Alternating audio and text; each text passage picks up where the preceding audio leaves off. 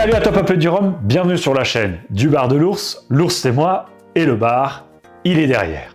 Aujourd'hui il y a des trucs qui changent un peu. Pourquoi? Parce que l'ours, ça va être bientôt Noël, hein, dans quelques semaines, et l'ours aménage la maison. Donc c'est pour ça que j'ai un écran qui est arrivé ici. Magnifique, waouh, regardez-moi ça, incroyable. L'ours peut mettre des visuels derrière. Je ne sais pas s'il restera là, a priori non, il ne restera pas là toute l'année, mais pour le moment il est là. Il y a peut-être même une ou deux petites guirlandes de Noël qui se baladent dans le coin. Voilà. Aujourd'hui on est sur une dégustation d'une bouteille qui m'a été envoyée. Alors, la bouteille, je l'ai payée moitié tarif. On est quand même sur une bouteille qui avoisine les 100 € puisqu'on est à 99 € en tarif. On est sur un SBS. Donc j'ai payé la moitié tarif. C'est Olivier, hein, avec qui on s'entend bien, qui m'a proposé le deal. Pour tout vous raconter, quand il m'a dit bah tiens je te propose celle-ci, je lui ai dit non, ça m'intéresse pas parce que Hamden, un peu fort, 4 ans d'âge, ça peut pas forcément être ma cam. Et je lui ai dit sinon envoie-moi un échantillon. Il m'a envoyé le petit échantillon qui est là, qui est d'ailleurs dans le verre. C'est pour ça que la bouteille n'est pas ouverte, pour ceux qui auraient remarqué la collerette fermée. Mais l'ours, comment fais-tu pour boire une bouteille qui est fermée? L'ours a ses secrets. Donc bref, mon échantillon est là. Et en fait, quand j'ai eu l'échantillon, finalement, je l'ai effectivement goûté. Et j'ai dit, c'est vrai que on est sur quelque chose de très intéressant. Et où même moi, qui ne suis pas un gros fan de Jamaïcain, j'ai réussi à trouver plutôt du plaisir. Donc, j'ai dit, écoute, allez, vas-y, feu, une bouteille, moitié prix, on est parti. Et il y a des chances qu'on la fasse sur la chaîne. Et oui, on l'a fait sur la chaîne. Elle est là, elle est présente à ma gauche. Alors pour revenir très vite, SBS, je crois que j'en ai pas fait sur la chaîne. On est sur un embouteilleur indépendant danois, donc européen. C'est une marque qui est née en 2008 et à la base, c'est plusieurs potes qui ont acheté un fût ensemble et qui sont lancés dans l'aventure d'embouteiller. Et au final, ça a donné depuis 2008 beaucoup de sorties, souvent des petites sorties avec des trucs assez affirmés généralement. Et là, pour le coup, on est clairement dans la typicité, dans le produit assez affirmé.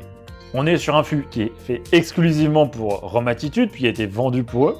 On est sur un fût qui a donné 321 bouteilles. On est sur un Hamden. On est sur un marque 1100 ester à peu près. Donc on est déjà sur quelque chose qui commence à parler en termes de Jamaïcain. Il y a, on va dire, des choses à l'intérieur. D'ailleurs, je pense que... je suis en train d'écrire une vidéo sur les distilleries jamaïcaines et on parle des esters. Et je pense que ça vous intéressera. Donc, on en parlera de ça forcément. Les taux de congénères, les taux d'ester, c'est pas toujours forcément évident. Mais en gros, c'est la teneur, la puissance que vous avez aromatique à l'intérieur pour faire très simple. On arrive toujours avec des très belles boîtes chez SBS. Faut dire que là, pour le coup, ils se foutent pas de ta gueule parce que tu es sur... T'es sur du dur, t'es pas sur du toc tout pourri. Donc une jolie carcasse pour une bouteille qui va venir à l'intérieur, si je vous la présente, parce que je crois que je ne l'ai pas fait, donc comme ça, tac. Et elle vient se présenter de cette manière-là. C'est vrai que c'est très esthétique, c'est très joli. Je pense que ça rajoute peut-être un petit peu d'argent dans le packaging. Mais après, il faut savoir ce qu'on veut. Et quand on fait des trucs un peu qualitatifs, comme eux, je pense que pour le coup, c'est plutôt une bonne idée de faire ça. Donc ça arrive avec ce très joli canevas. Donc on est en présence d'un Hamden 2020 embouteillé donc en 2024, donc cette année, et donc on est sur un 4 ans d'âge. Donc on est sur quelque chose qui est relativement jeune, et on est sur quelque chose qui est vieilli intégralement sur un climat continental, puisque ça a été fait chez eux, au Danemark, dans leur chef, chez SBS. On est sur des fûts vierges de chêne blanc, et du coup tu as vraiment une typicité spécifique. Et c'est vrai que quand on te met ça sur le papier, c'est pas forcément évident que tu te dis que ça va être bon. Vous vous doutez que si je fais sur la chaîne, c'est que je trouve qu'il y a quand même un intérêt. Donc on va y aller. Et je ne l'ai pas dit, mais on est sur quelque chose qui est brut, puisqu'on n'est pas filtré. On est sur un brut de fût. On a le petit logo Rhum Attitude sur le côté. Et on est quand même sur un rhum qui titre à 65,7 degrés d'alcool. Donc là, pour le coup, tu es sur quelque chose où effectivement, tu vas pas être forcément sur du grand public. Tu vas pas être sur de la dégustation à Noël avec tonton, avec Pépé et avec le petit copain de ta sœur, parce que sinon il y en a un qui va perdre ses dents, l'autre il va mourir dans le canapé et le troisième il va aller vomir dans les toilettes. Donc voilà, on est sur quelque chose d'un petit peu plus on n'est pas sur le commun des mortels là pour le coup pour la dégustation. Je pense. Donc single cask Hamden et évidemment Jamaïque, on est sur de la mélasse. C'est parti pour la dégustation.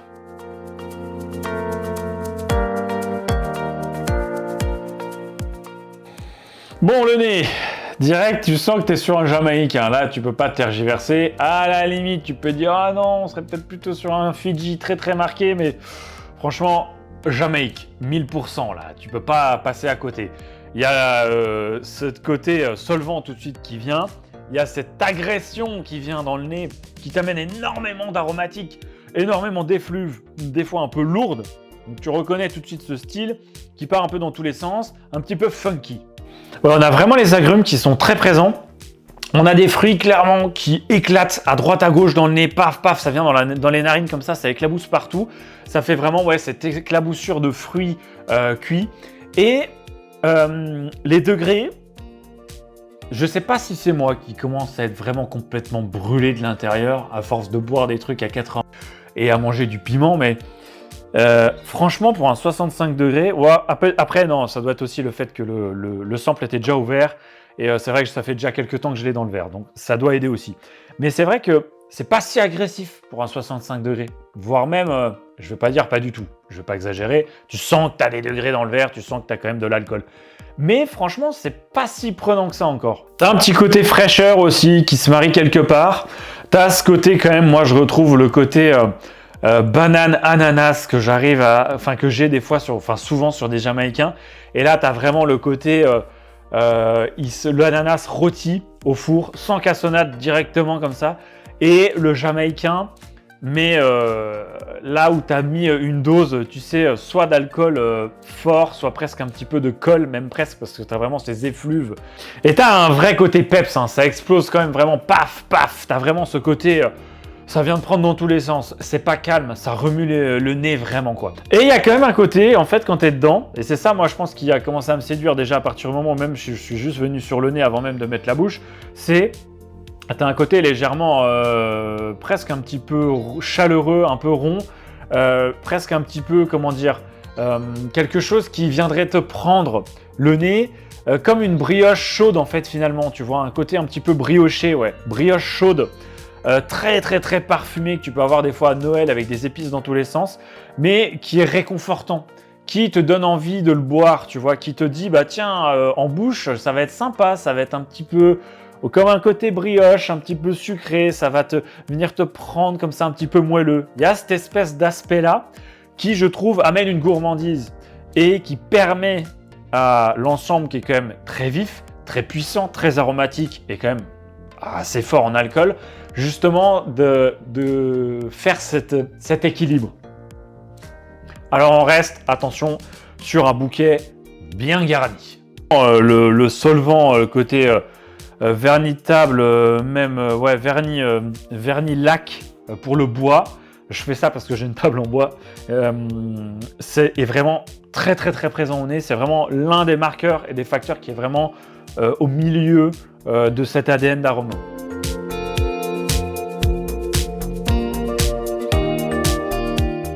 La bouche est plus puissante que le nez.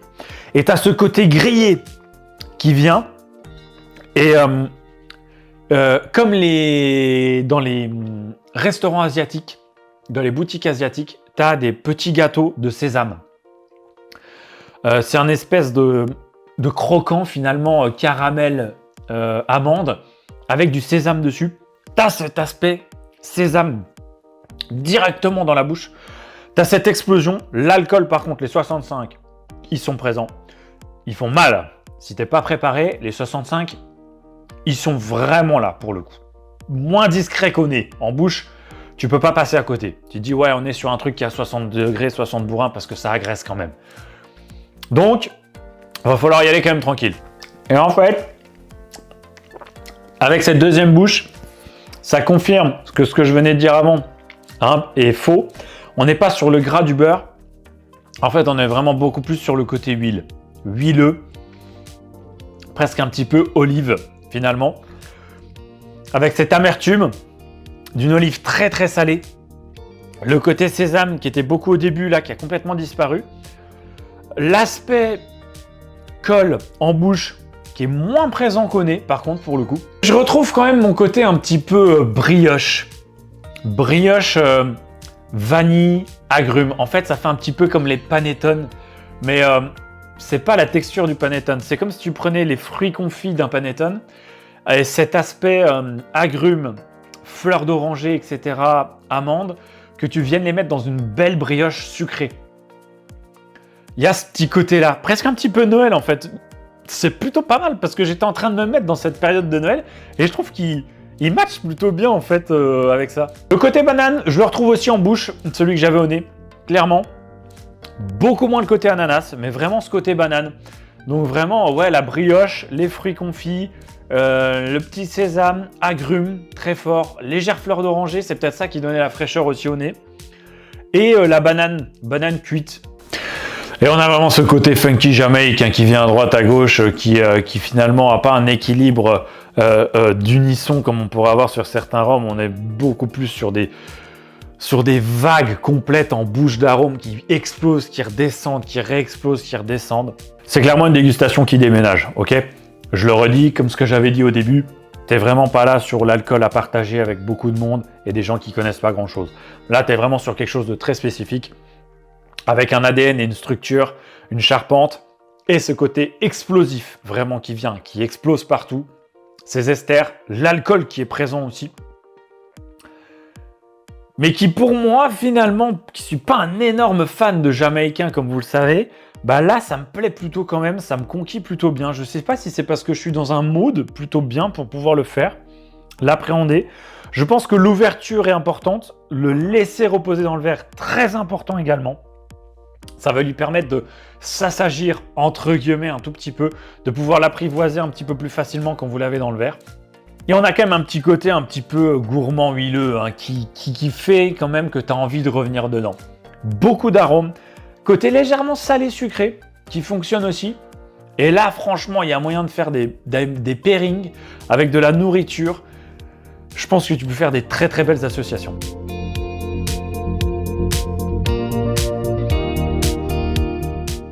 La finale, elle est longue, clairement. Elle reste assez longtemps. Il y a ce côté huileux qui vient, et ça, c'est très agréable parce que ça prend partout et ça reste. On a le côté col qui ressort un petit peu en fin de bouche, plutôt qu'au milieu de bouche. Et ça assèche un petit peu. On a quelques petites épices sur la fin. On a ce côté fleur d'oranger qui amène peut-être la fraîcheur. Quelques petits pics à droite à gauche. Presque même un petit peu... cannelle réglisse peut-être. Et le côté marmelade, presque un peu marmelade d'orange, qui reste en fin là. Un léger côté amande blanche. Et ouais, c'est quand même assez plaisant. Hein. Par contre, c'est vraiment de la dégustation, décortication. Et là où tu prends ton temps dessus. Et où c'est intéressant parce que la finale est un tout petit peu évolutive aussi. Plus tu vas revenir dedans, plus tu vas le laisser s'aérer, mélanger à la salive, tu sens qu'il y a vraiment des choses qui se passent. Et là, pour le coup, on est vraiment sur un produit décortication, dégustation, vraiment. On est sur un truc qui, sur le papier, ne m'aurait pas spécialement conquis. En ayant goûté, et moi qui suis pas forcément un gros adepte de jamaïcain, je trouve vraiment un intérêt quand même là-dedans. Là, je sais que je vais faire kiffer un ou deux de mes potes avec des goûts assez spéciaux. Parce que je le redis, on n'est pas sur une bouteille pour tout le monde et pour monsieur tout le monde, clairement. Déjà au niveau tarif, parce que tu es à 100 € la bouteille, 100 € pour un 4 ans, c'est sûr que si tu fais les maths aujourd'hui, bon ça devient, voilà, ça peut être un peu déconnant. En même temps, embouteilleur indépendant, et quand tu commences à regarder ce que nous sortent des distilleries avec des ESB de vendage qui sont à 79 € la bouteille, finalement, est-ce que c'est déconnant? C'est là où tu places le curseur. Voilà. Mais ça reste un gros budget, on est d'accord. C'est cher. 100 €, c'est très cher pour une bouteille de rhum. Voilà. T'es pas sur une bouteille que tu vas acheter pour tous les jours de toute façon. Là, ici, je le redis, mais t'es vraiment sur un truc atypique, spécifique, que tu vas pas déguster avec tout le monde, que tu vas peut-être, toi, kiffer, te faire ton petit kick, ta décortication, waouh, t'envoyer un petit peu de choses. Pour les gros amateurs de jamaïcain, ça plaira, c'est sûr et certain. Ça sera peut-être pas encore assez puissant. Parce que justement, moi, ça me plaît justement ce côté où il y a quand même un toute petite modération qui vient. Il y a une petite modération qui vient là-dedans qui enrobe quand même ça. Sinon, ça aurait été sans doute trop violent pour moi.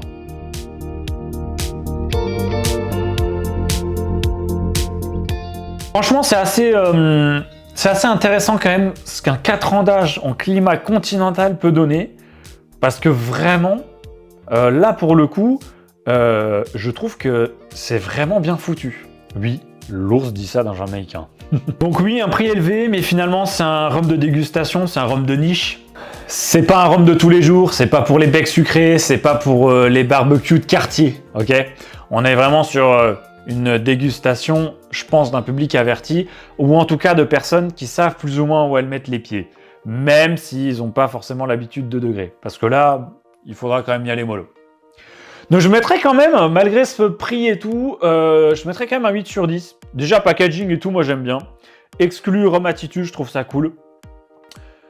L'audace de faire un 4 ans en fût neuf comme ça, continental, qui fonctionne. C'est surtout ça, parce qu'il y en a qui ne fonctionnent pas. Donc, malgré tout ça, moi je mets un 8 sur 10. Parce que je trouve ça très cool. Pointu, mais très intéressant. Allez, on arrête là-dessus. Merci à toi, Peuple du Rhum, d'avoir visionné la vidéo. N'hésite pas, comme d'habitude, à commenter, partager, à liker, à t'abonner à la chaîne YouTube, à mettre la petite cloche, à venir sur la page Instagram et sur le compte Facebook. On revient avec d'autres contenus vidéo d'ici Noël. Il y aura le bêtisier, il y aura un nouveau format que je vais lancer grâce à 2 personnes dont je vous parlerai qui s'engagent avec l'ours. Merci à eux, ça sera peut-être les abonnés de l'ombre, mais on parlera quand même d'eux. Et puis voilà, on a la cuvée qui va arriver très incessamment sous peu aussi. Peut-être même au moment où je sortirai cette vidéo, on verra. Donc voilà, je vous dis à très vite pour de nouvelles vidéos. Et comme d'habitude, n'oubliez pas plus haut que le rhum.